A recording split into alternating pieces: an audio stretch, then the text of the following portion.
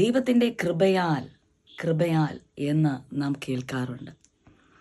ദൈവം നമുക്ക് അർഹതയില്ലാതെ നമുക്ക് നൽകുന്ന പല കാര്യങ്ങളെയുമാണ് ദൈവത്തിൻ്റെ കൃപയാൽ നമുക്ക് ലഭിച്ചു എന്ന് കേൾക്കുവാൻ കഴിയുന്ന കാര്യം. നമ്മുടെ ജീവിതത്തിലെ നമ്മുടെ സാഹചര്യങ്ങൾ നോക്കുമ്പോൾ നമുക്ക് അർഹതയില്ലാത്ത പലതും നമുക്ക് നേടിയിട്ടുണ്ടായിരിക്കും. അത് ദൈവത്തിൻ്റെ കൃപ നമ്മുടെ ജീവിതത്തിൽ ഉള്ളത് കൊണ്ടാണ് നമുക്ക് അർഹതയില്ലാത്ത പല പല പല നന്മകളും പല കാര്യങ്ങളും നമ്മുടെ ജീവിതത്തിലേക്ക് കടന്നു വരുന്നത്. ആ കൃപ നമ്മെ വിട്ടു പോകാതെ ഇരിക്കാൻ നാം സൂക്ഷിക്കണം.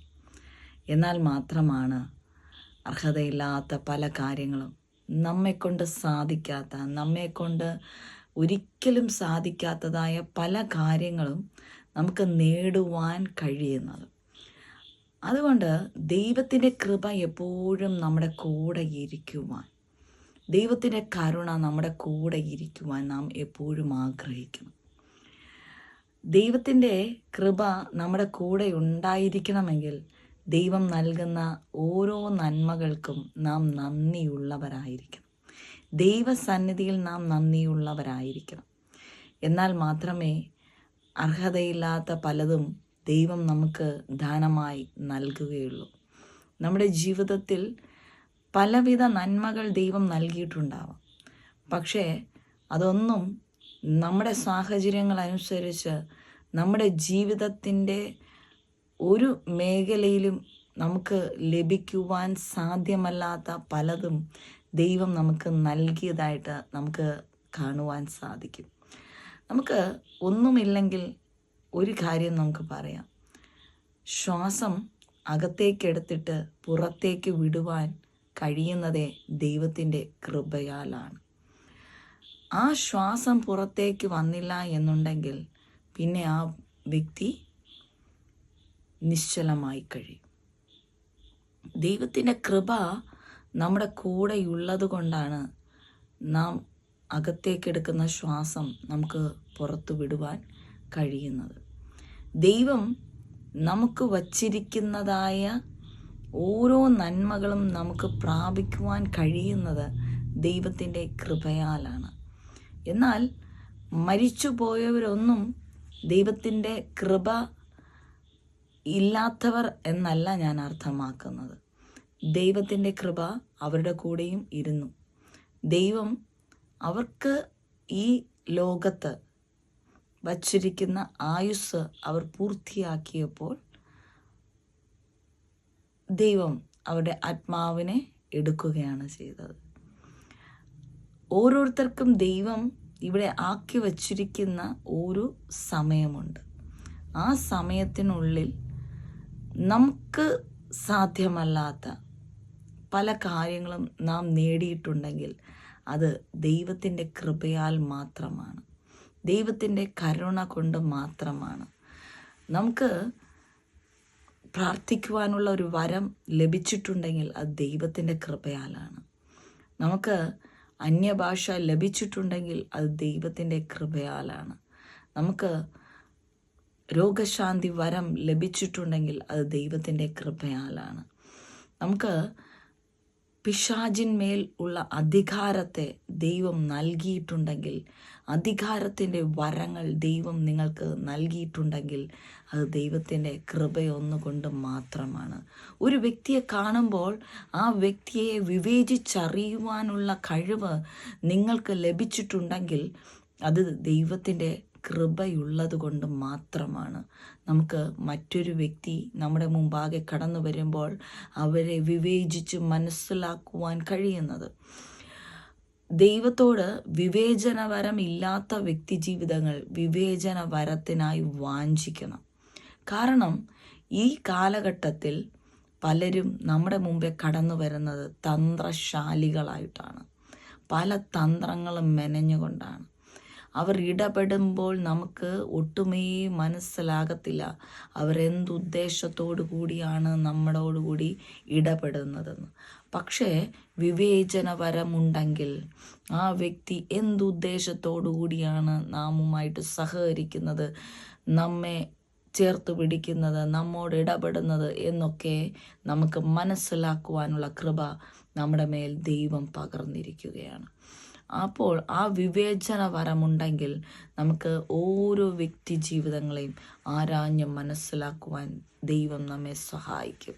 അതിലൂടെ അബദ്ധങ്ങളിൽ ചെന്നുപെടാതെ, പ്രശ്നങ്ങളിൽ ചെന്നുപെടാതെ, താഴ്ചകളിലും വീഴ്ചകളിലും ഒന്നും പെടാതെ നമുക്ക് ആയിരിക്കാൻ ദൈവം നമ്മെ സഹായിക്കും. അപ്പോൾ അത് വലിയ കൃപയല്ലേ ദൈവത്തിൽ നിന്ന് നാം പ്രാപിക്കുന്നത്?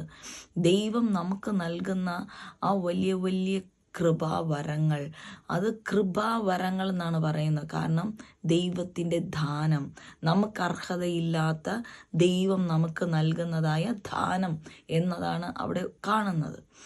അപ്പോൾ ഒരു പ്രാർത്ഥനാ ജീവിതം നയിക്കുവാനുള്ള ആ ഒരു കൃപ ദൈവം നമ്മുടെ മേൽ പകർന്നിട്ടുണ്ടെങ്കിൽ അതും ദൈവത്തിൻ്റെ വലിയ കൃപയാണ്.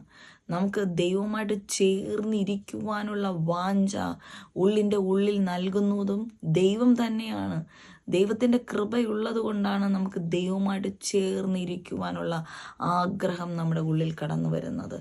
എവിടെ പ്രാർത്ഥനയുണ്ടെന്നറിഞ്ഞാൽ അവിടെ ഓടിപ്പോകുവാനും, എവിടെ ആരാധനയുണ്ടെന്ന് കേട്ടാൽ അവിടെ ഓടിപ്പോകുവാനും, എവിടെ കൺവെൻഷൻ ഉണ്ടെന്ന് കേട്ടാൽ അവിടെ ഓടിപ്പോകുവാനൊക്കെ തോന്നുന്നത് ദൈവത്തിൻ്റെ കൃപയാലാണ്.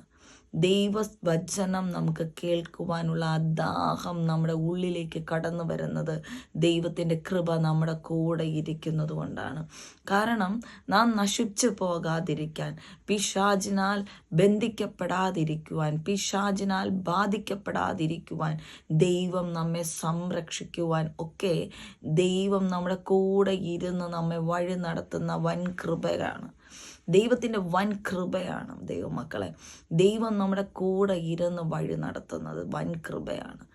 ആപത്തനർത്ഥങ്ങളൊന്നും കടന്നു വരാതെ നമ്മെ കൺമണി പോലെ കാത്തു പരിപാലിച്ച് നാം ഭവനത്തിൽ നിന്ന് ഇറങ്ങിപ്പോയി തിരിച്ചു എത്തുമ്പോഴേയും ദൈവത്തിൻ്റെ വലിയ കരം നമ്മുടെ കൂടെ ഇരുന്ന് ദൈവം ദൂതന്മാരെ കൊണ്ട് കാവൽ ചെയ്ത് നമ്മെ സംരക്ഷിച്ച് നമ്മെ വഴി കാട്ടി, നമുക്ക് പോകേണ്ടുന്ന വഴികളെല്ലാം ദൈവം കാണിച്ചു തന്ന് നമ്മെ വഴി നടത്തുന്നത് ദൈവത്തിൻ്റെ വൻ കൃപയാണ് ദൈവമക്കളെ. ആ കൃപയെ മുറുകെ പിടിക്കുക. ആ കൃപ നമ്മെ വിട്ടു പോകാതെ നാം കാത്തു സൂക്ഷിക്കണം.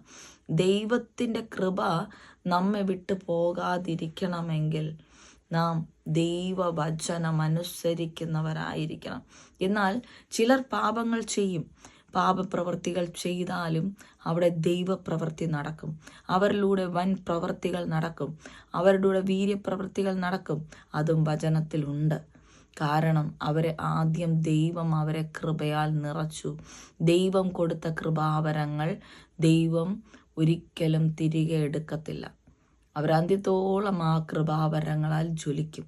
പക്ഷേ ദൈവം ഒരിക്കലും അവരെ അറിയുന്നില്ല എന്ന് പറയുന്ന ഒരു വചനം ബൈബിളിൽ തന്നെയുണ്ട്. മത്തായി എഴുതിയ സുവിശേഷം 27-ാം അധ്യായം, മത്തായി എഴുതിയ സുവിശേഷം 7-ാം അധ്യായം അതിൻ്റെ 20, 21, 22 വാക്യങ്ങൾ നമുക്ക് കാണുവാൻ സാധിക്കും. നീ എൻ്റെ നാമത്തിൽ വീര്യപ്രവൃത്തികൾ ചെയ്തു, രോഗശാന്തി ചെയ്തു, പലതും, കുരുടനെ സൗഖ്യമാക്കി, മുടന്തനെ സൗഖ്യമാക്കി എന്നൊക്കെ കാണാം. പക്ഷേ ഒരു നാളും നിന്നെ ഞാൻ അറിഞ്ഞിരുന്നില്ല എന്ന് കർത്താവ് പറയുന്ന ഒരു വചനം നമുക്ക് കാണുവാൻ സാധിക്കും. അപ്പോൾ പാപം ചെയ്താലും അവിടെ അത്ഭുതങ്ങൾ നടക്കും, വീര്യപ്രവൃത്തികൾ നടക്കും. പാപം ചെയ്യുന്ന വ്യക്തികളിലൂടെയും അത്ഭുതങ്ങളും അടയാളങ്ങളും വീര്യപ്രവൃത്തികളും ഒക്കെ നടക്കും. അപ്പോൾ നമുക്ക് വിശ്വസിക്കുവാൻ കഴിയില്ല ആ വ്യക്തിയിലൂടെ എങ്ങനെ ദൈവം പ്രവർത്തിക്കുന്നു എന്ന്. കാരണം ദൈവം നൽകിയ ആ കൃപാദാനം ദൈവം തിരിച്ചൊരിക്കലും ആ വ്യക്തിയിൽ നിന്ന് എടുക്കത്തില്ല. പക്ഷേ ആ വ്യക്തിയിലൂടെ അനേകം പേർ രക്ഷയിലേക്ക് കടന്നു വരും. ആ വ്യക്തിയിലൂടെ അനേകം പേർ വിടുതൽ പ്രാപിക്കും. പക്ഷേ ആ വ്യക്തിയെ ദൈവം മറന്നിരിക്കും. ആ വ്യക്തിക്ക് ദൈവത്തിൻ്റെ സന്നിധിയിൽ ഒരു സ്ഥാനവും മാനവും കാണത്തില്ല. കാരണം ആ വ്യക്തിയിലൂടെ അനേകം പേർ ദൈവത്തെ അറിയുകയും ദൈവത്തെ സ്വന്തം രക്ഷിതാവായി സ്വീകരിക്കുകയും ദൈവത്തെ മുറുകെ പിടിക്കുകയും ചെയ്യുന്നു. അതുകൊണ്ട് ദൈവം അവനിലൂടെ അവളിലൂടെ ആ വീര്യപ്രവൃത്തികൾ ചെയ്യും, അനേക അത്ഭുതങ്ങൾ ചെയ്യും. പക്ഷേ ആ വ്യക്തിയെ ദൈവം ഒരിക്കലും അറിയുന്നില്ല എന്നുള്ളതാണ് ആ വചനം നമുക്ക് കാണിച്ചു തരുന്നത്. അതുകൊണ്ട് പാപം ചെയ്യുന്നവരിലൂടെയും കൃപാവരങ്ങൾ ജ്വലിക്കാതിരിക്കത്തില്ല. കൃപ ദൈവത്തിൽ നിന്ന് ലഭിച്ചാൽ ആ കൃപ ദൈവം എടുത്ത് മാറ്റത്തില്ല.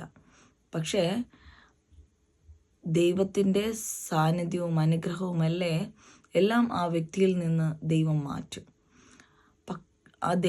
ആ വ്യക്തിയെ ഒരിക്കലും ഇഷ്ടപ്പെടത്തില്ല, ദൈവം ഒരിക്കലും ഇഷ്ടപ്പെടത്തില്ല. പക്ഷെ ആ വ്യക്തിയെ എടുത്ത് ഉപയോഗിക്കും മറ്റുള്ളവരെ നേടുവാനായിട്ട്.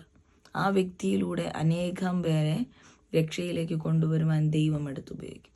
പക്ഷേ അവർ പാപിയാണെന്നുള്ളത് ദൈവം മുദ്ര കുത്തിയിരിക്കും. ദൈവത്തെ അറിഞ്ഞവർ പാപം ചെയ്യുമ്പോൾ അവർക്ക് ശിക്ഷ വലുതാണ്. അവരോട് ദൈവം ചോദിക്കും, കണക്ക് എണ്ണി ചോദിക്കും. ദൈവത്തെ അറിഞ്ഞിട്ട് പാപം ചെയ്യുന്നവർ, പാപം പച്ച വെള്ളം പോലെ കുടിക്കുന്നവർ, അവരെല്ലാം ദൈവം തള്ളിക്കളയും.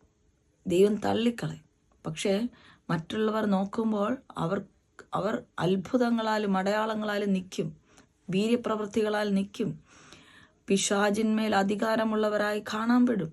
പക്ഷേ അവരെ ദൈവം ഒരിക്കലും ചേർത്ത് പിടിക്കത്തില്ല. ദൈവം നോക്കും, മാനസാന്തരപ്പെട്ടു വരുമോ എന്ന് ദൈവം ക്ഷമയോടെ നോക്കിയിരിക്കും. പക്ഷേ അന്ത്യനാളിൽ വലിയ ശിക്ഷയാണ് ദൈവം അവർക്ക് വച്ചിരിക്കുന്നത്. പ്രത്യേകിച്ചും ദൈവത്തെ അറിഞ്ഞ ദൈവവേലക്കാരുടെ ശിക്ഷ എന്നത് വളരെ വലുതാണ്. സാധാരണ മനുഷ്യരെക്കാളും ശിക്ഷ അവർക്ക് 100 മടങ്ങ് വലുതാണ്. അതുകൊണ്ട് ദൈവമക്കളെ, പാപം ചെയ്യാതെ ദൈവം നൽകുന്ന കൃപാദാനങ്ങളെ സൂക്ഷിച്ച് കാത്തുപരിപാലിച്ച് ആ കൃപയ്ക്കൊത്തവണ്ണം നാം ജീവിക്കുവാൻ, ആ കൃപയ്ക്കൊത്തവണ്ണം നമ്മുടെ ജീവിത ശൈലികളെ നാം ആക്കി തീർക്കുവാൻ ഒക്കെ ഇടയാകണം ദൈവമക്കളെ. അതുകൊണ്ട് കൃപ ഉള്ളവർ, ദൈവത്തിൻ്റെ കൃപാവരങ്ങൾ പ്രാപിച്ചവർ, ദൈവം മറ്റുള്ളവർക്ക് വേണ്ടി ഉപയോഗിക്കുവാനായി തന്നിരിക്കുമ്പോൾ നിങ്ങൾ അത് മനസ്സിലാക്കി ദൈവസന്നിധി കർത്താവിൻ്റെ സന്നിധി താഴ്ന്നിരുന്ന് ദൈവഹിതമില്ലാത്ത പ്രവൃത്തികളെല്ലാം വിട്ടൊഴിഞ്ഞ് ദൈവസന്നിധി ചേർന്നിരുന്നാൽ ദൈവം അനുഗ്രഹിക്കുന്ന വഴികൾ വലുതാണ് ദൈവമക്കളെ. ഈ ലോകം തരുന്ന സമ്പത്തോ അനുഗ്രഹങ്ങളോ നന്മകളോ അല്ല, നമുക്കൊരു നിത്യതയുണ്ട്. ആ നിത്യതയിലേക്ക് പ്രവേശിക്കണമെങ്കിൽ ഞാൻ വലിയ ദൈവദാസിയാണ്, ഞാൻ വലിയ ദൈവദാസനാണെന്നും പറഞ്ഞിട്ട് ഒരു പ്രയോജനവുമില്ല. ദൈവം ഒരു നാളും അറിഞ്ഞില്ല എന്ന് പറഞ്ഞ് ദൈവം കൈ ഒഴിയും അവരെ. പക്ഷേ പ്രവൃത്തി അനുസരിച്ച്, ദൈവഹിതമനുസരിച്ച് ജീവിക്കുന്ന ദൈവമക്കളെ ദൈവം മാനിക്കുവാനിടയായിത്തീരും. അവരുടെ ജീവിതത്തിൽ നിത്യത അവർ കൈവരിക്കുവാൻ ഇടയായിത്തീരും ദൈവമക്കളെ. അതുകൊണ്ട് കൃപയെ നാം സൂക്ഷിച്ചു കൊള്ളണം. ദൈവത്തിൻ്റെ കൃപ കൊണ്ട് നമുക്ക് ലഭിക്കുന്ന സകലതിനും നന്ദിയുള്ളവരായിരിക്കണം. ദൈവത്തിൻ്റെ വലിയ സാന്നിധ്യം നിങ്ങളുടെ കൂടെ ഇരിക്കട്ടെ, കൃപ കൂടെ ഇരിക്കട്ടെ എന്ന് ഞാൻ പ്രാർത്ഥിക്കുന്നു. ആമേൻ.